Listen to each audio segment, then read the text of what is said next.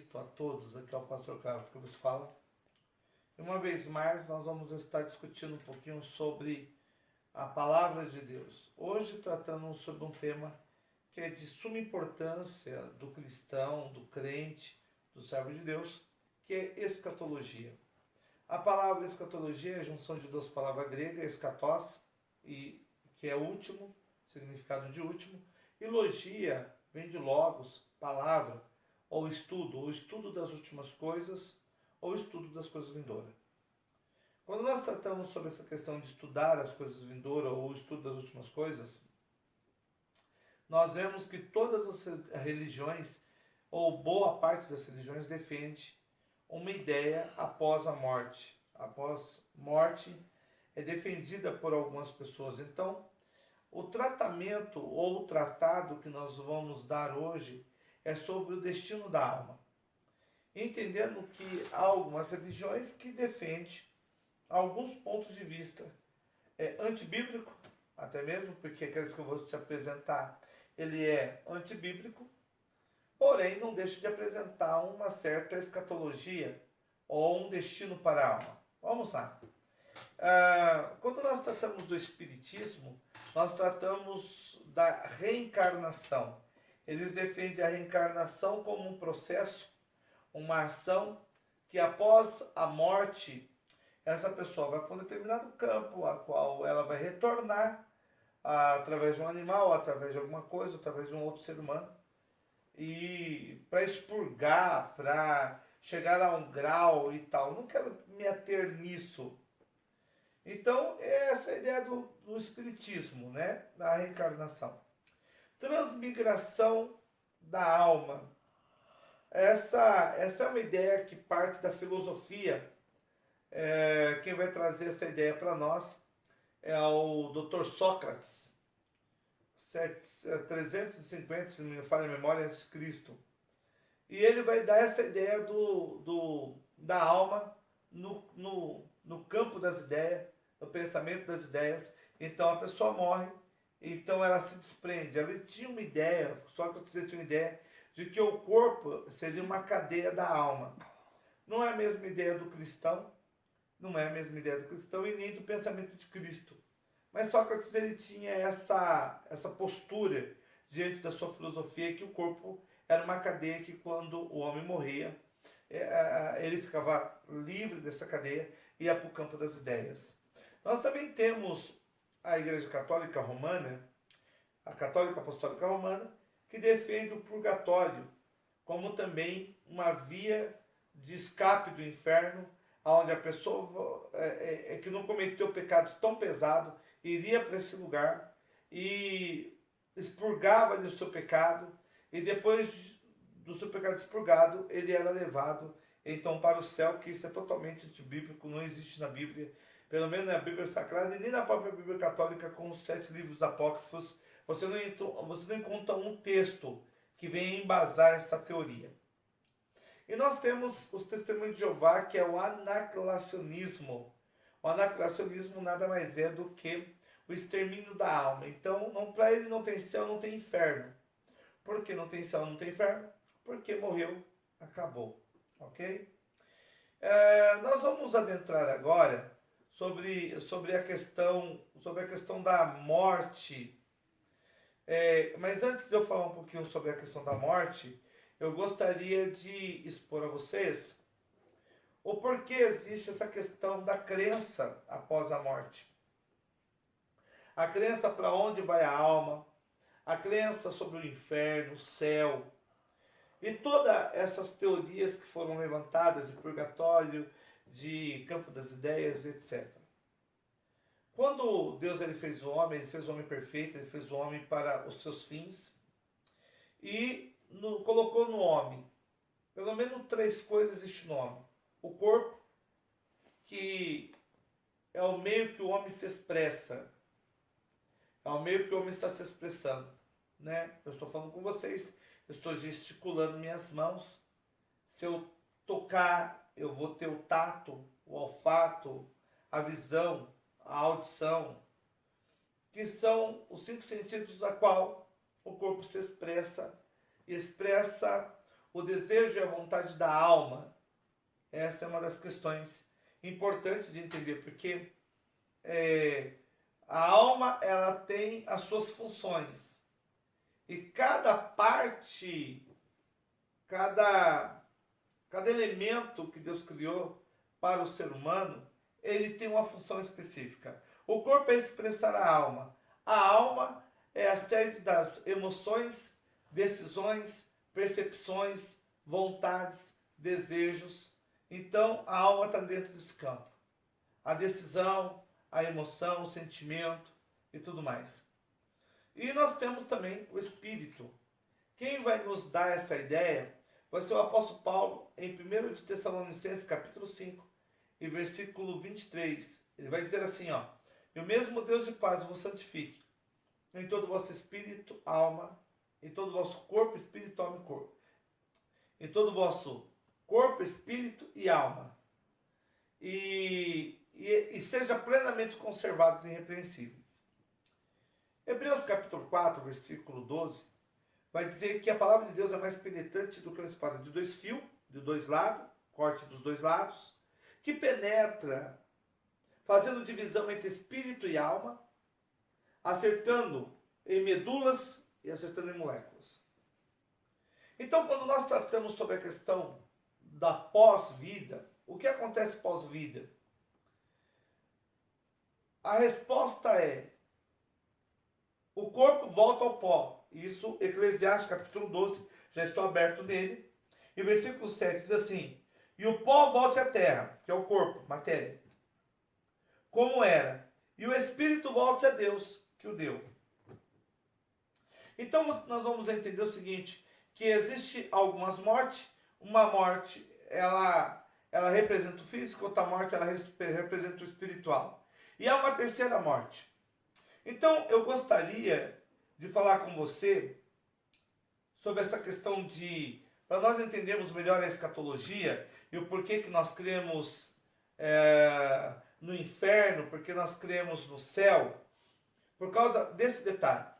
Quando Deus ele formou o homem à sua imagem, conforme a sua semelhança, deu vida ao homem, e até então, dentro do Éden, antes do pecado, não existia morte. Você vai perceber que a morte vai ser depois de uma ordem que Deus vai dar a Adão. Ele vai dizer assim, ó: "De toda árvore do jardim podereis comer, menos da árvore que está no meio do jardim. Nessa não tocareis, porque no dia que tocardes, certamente morrerás." Adão, ele não observa isso. Ele permite que sua esposa coma do fruto. Aí você vai entender que por um Adão entrou a morte no mundo, e por um outro Adão vivificante, a morte saiu.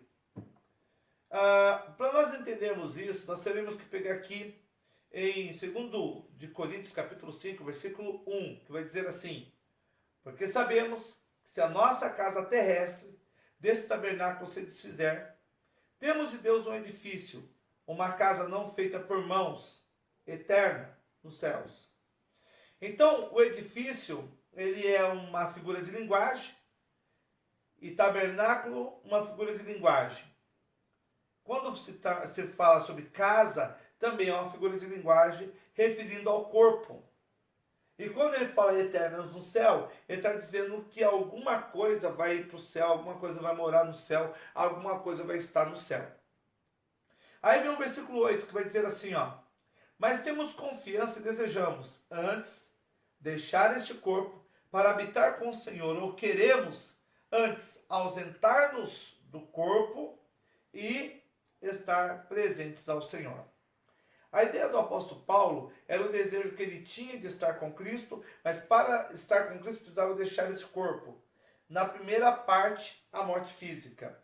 Então, essa daí é a casa terrestre, que é o corpo. Quando vem a morte, o primeiro sintoma que existe é a desistência do corpo. O corpo deixa de existir, materialmente falando, porque ele vai para a sepultura e ele vai se dissolver, ele vai se desfragmentar na terra.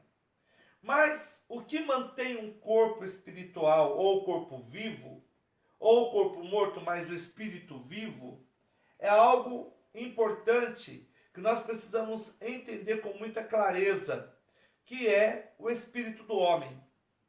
O espírito do homem, segundo Romanos capítulo 8, versículo 16, melhor, 14, ele vai dizer assim, que o mesmo espírito testifica com o nosso espírito que somos filhos de Deus. Perceba que eu estou falando de dois espíritos. Primeiro, eu estou falando de um espírito humano. Segundo, o espírito de Deus. E eles testificam entre si. A morte espiritual, ela é justamente isso. É quando não tem relacionamento o espírito do homem com o espírito de Deus. E aí se dá a morte espiritual por causa do pecado, porque o pecado reina. Olha o texto de Efésios 2, versículo 1. E vos vivificou, trouxe vida, estando vos mortos em ofensas e pecado.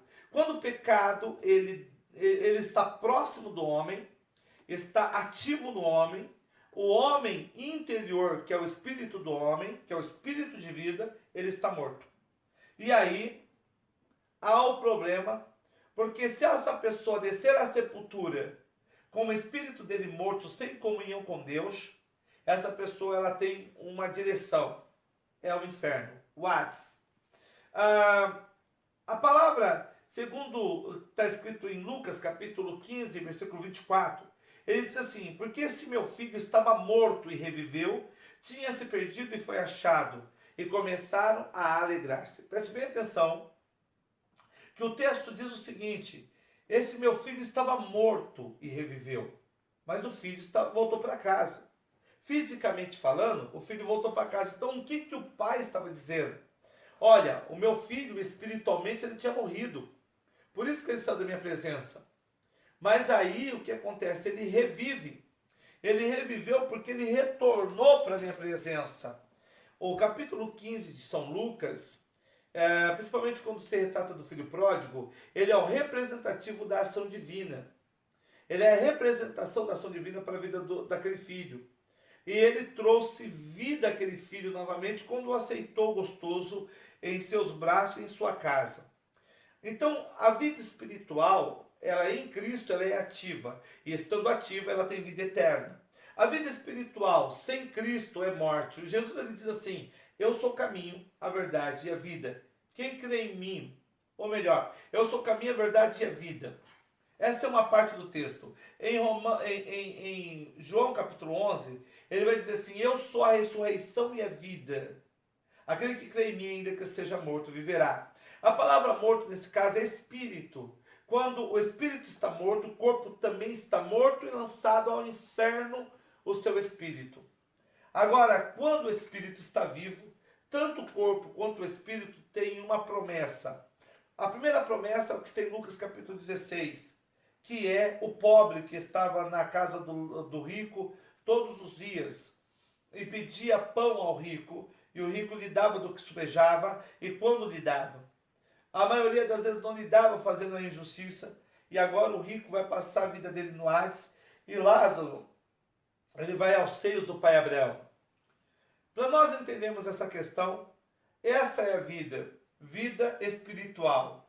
Então, essa vida espiritual traz uma promessa ao corpo, que é de 1 Coríntios capítulo 15, no versículo 52, 53, 54, aquilo que é corruptível se revestirá da incorruptibilidade, aquilo que é mortal se revestirá da imortalidade. Então nós entendemos que, estando o meu espírito vivo em Cristo, e só Cristo que pode vivificar o nosso espírito, automaticamente nós temos vida eterna. Compensação, quando nós estamos mortos espiritualmente, nós não temos relacionamentos com Cristo, um relacionamento íntimo com Cristo, acontece o fator da morte eterna. E a morte eterna, que é a terceira morte, significa, está o texto da seguinte maneira, tendo esperança em Deus, como esses mesmos também esperam, de que há de haver a ressurreição de mortos, tanto para justo quanto para injusto, Atos capítulo 24, versículo 15. Há duas ressurreições, a de justos e a de ímpios e injustos. A de justo para galardão daquilo que fez para Cristo em seu corpo e a sua santidade, a procura de estar fazendo a vontade de Deus com uma vida espiritual ativa. E os injustos para a condenação eterna, porque não quiseram ter um encontro com Deus, uma vida com Deus. Apocalipse capítulo 20, versículo 14, diz assim: E a morte e o inferno foram lançados no lago de fogo. Esta é a segunda morte. E aquele que não foi achado escrito no livro da vida foi lançado no lago de fogo. Apocalipse 20, versículo 14 a 15. Perceba bem que é uma morte que lança você no fogo para a condenação, para tormento eterno. Querido amigo, querido irmãos, escute bem isso. Essas são as três mortes. A morte física e espiritual, elas são relacionadas em uma única morte. Quando morre o corpo, a questão principal de céu e inferno está na vida espiritual. Se a vida espiritual não é uma vida vivificante em Jesus Cristo, está morto. E se está morto, é para o inferno que vai. Se está vivo, é para o céu que vai. A morte eterna depende da morte espiritual. Se a tua vida espiritual é uma vida espiritual ativa em Cristo, você vai para o céu. Se não for uma vida ativa em Cristo, você vai para a morte eterna, aonde não tem retorno, aonde você fez o seu futuro, você se lançou diante do seu futuro eterno, para a eternidade. Não tem retorno, não tem purgatório, não tem reencarnação, não tem retorno. Você foi para esse lugar, você desceu à sepultura, sem Jesus Cristo, sem uma vida espiritual ativa em Jesus Cristo, reconciliado com Deus, você está no inferno. Se você tem uma vida espiritual e direcionada em Cristo, você está no céu. Aqui eu deixo essa palavra para você. Outros vídeos virão falando de arrebatamento, falando de vida com Deus, das bodas do Cordeiro. Fica na paz do Senhor, um breve abraço, até logo. Compartilhe, curta, deixe seu comentário. Fica na paz do Senhor.